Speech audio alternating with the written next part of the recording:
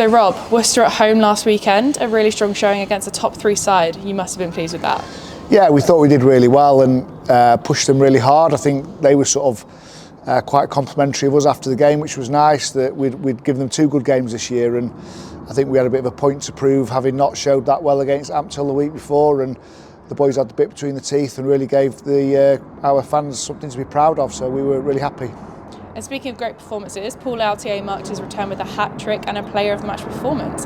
How good was it to have him backfiring like that? Yeah, it was great. I mean, obviously we signed Paul in the summer and he came with a hip injury, so it's took a long time to get him right, and he's played a few games in the Vikings and got himself ready, and we know he's an exciting player. He's really quick, he's got a lot of skill and showed that at the weekend, so it gives everyone a lift when you've got a player that comes back into the squad and is able to perform at that level, and everyone got a lift from him, and it's been a big boost for us really. And talking about injuries, we've seen players like Paul come back and other players like Matt Marsh and Lima who have had spells out with injury.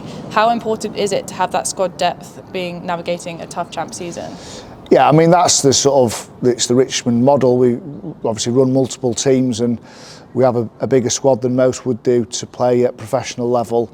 We also don't rely therefore on loan players as much as some of the other teams in our league. So that's our strength, is that we have a lot of players, and at times it's difficult to juggle it and make sure everyone's happy with the amount of game time they get, and we've got to do our best to make sure everyone is sort of focused and staying in the same direction together. But it's really good, and it sort of shows sometimes where the model works. We can bring people in and have good performances, and shows us that we can keep on doing what we're doing and keep on competing. And talking about the champ season, we've got 4 league games left before the playoffs. What are the key focus areas as we head into the business end of the season?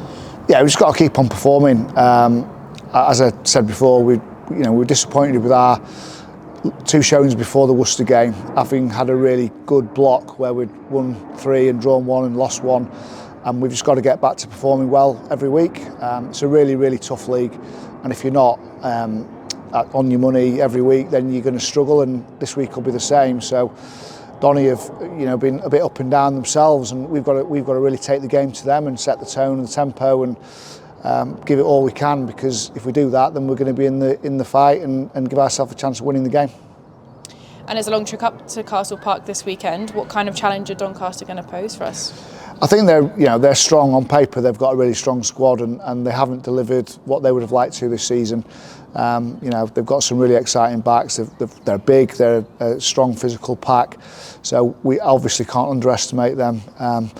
But like us, sometimes they've not quite delivered what they want to, and we think that we can match it with them if we do our best game. And we got up there with confidence after last week, and just want to build on that performance and then carry that through to the rest of the season. Now let's talk more about across the club. There's been a lot of success at the moment with both the women's teams and the Vikings and Saxons in the semi-finals of their league and cup games in the coming weeks. How much does that positive environment feed into what we're building here? I think it's great, and for us to have 2 strong women's teams at the top of the tables, and both in semi-finals, and then obviously the top 3 men's teams, men competing in the champ, and the Vikings and Saxons doing so well in their league, and both in the playoffs. It's a good advert for the club, and it's a positive place to be, and we thrive on a sort of successful clubhouse and people wanting to be here and bringing everyone on really, and the women's section has been fantastic this year in terms of the number of players that have come in and then developed and thrived, and long may it continue. It's what we want to do, it's what we want to see, and be a successful club that's built on good foundations and people that want to be here with a good ethos. It was a really exciting time for the club. Thank you very much. Cheers, Ray.